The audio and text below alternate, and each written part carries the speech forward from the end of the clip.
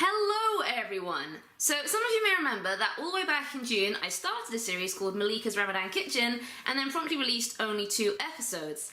However, today I can reveal that I did indeed record a 3rd episode that as until now has remained unreleased. So prepare to learn how to make Oreo cheesecake. Also, I apologise in advance for the terrible puns towards the end. In my defence, I was extremely dehydrated at the time.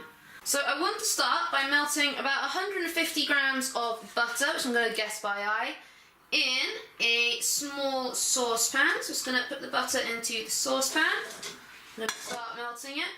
So yeah, you want roughly 150 grams of butter.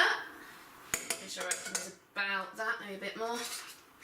And you just want to pop it into the saucepan and leave it to melt. Now while you're melting it, you want to prepare the biscuit. So the butter and biscuit together are going to make the biscuit base of the cheesecake. Now for this, the standard is to use digestives, but I'm going to be using chocolate digestives today. So I'm just doing this a few biscuits at a time and breaking them up into my blender. Then I'm going to pop the lid on and I'm going to blitz them for a few seconds until they get to the size that I want.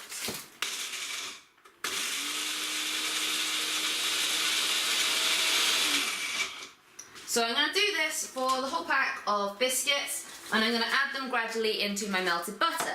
So you want to let your melted butter cool slightly, so as you can see it's nice, ow you can't see, but it is nice and melted.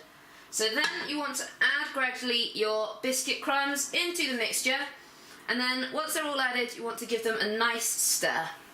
So you just want to stir it and it will get thicker and thicker the more biscuits you put in, and you want to stir it until it's quite a thick texture ready to be the base of our cheesecake. So now that your mixture is all mixed in together, you want to scrape it into a cake tin. Like so, you want to use a circular one because cheesecakes are usually circular. And once it's all scraped in, you want to press it down nice and firmly.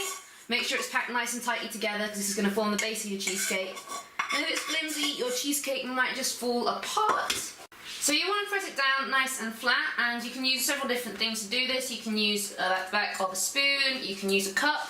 I am using an egg timer with a flat bottom my brother once got me for my birthday, which tells you how cooked your egg is, but also works remarkably well at flattening down the base of your cheesecake. And so once it's all pressed down, you just want to leave it to set, and you want to start on the next part of your cheesecake, which is the filling. So to make your filling, you want to add 500 grams of soft cheese into a large bowl. Just scoop it on into the bowl. Then once that's in there, you just want to make sure it's all scraped off nicely off your knife. And then you want to add 85 grams of icing sugar. Now I don't actually have a set of scales, so I'm just going to estimate 85 grams. But better to do too little at the start and then add some more. So try with that to start off with. Make sure to stir slowly as well, because you don't want to breathe in the powder of icing sugar because it can make you ill. Plus it could break my fast, so I need to be careful. And you just want to stir it in until it's well incorporated. I've never actually made cheesecake before, and I've got to admit this process is extremely satisfying. Like, this is one of the most pleasant cake mixtures to just mix.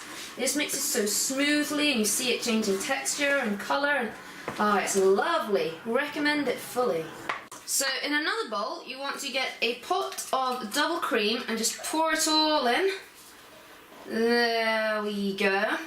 And then what you want to do, you want to use a whisk rather, just whisk and whisk and whisk it until peaks begin to form in it. Just want to go whisk, whisk, whisk, whisk, whisk, whisk, whisk as fast as you can, continuously, trying to thicken it up by getting air into the cream. Okay, so now it's roughly the texture I want, but I must say, it's gone rather white. You could say it's looking quite peaky. Anyway, to remedy this, I'm making a chocolatey Oreo cheesecake, so I'm going to add some cocoa powder into the mixture. Now I'm not going to add the whole thing because this cocoa powder is very strong, so I'm going to add about half of this into my cream and then I'm going to mix it up real good.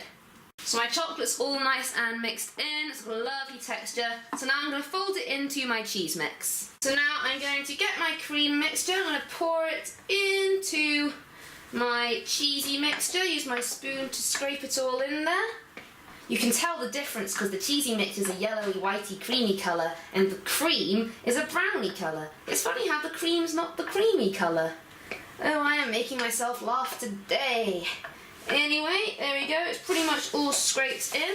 So now I'm going to mix all together, and after that I will add my Oreos. That is now nicely mixed together, and it's time to add my Oreos.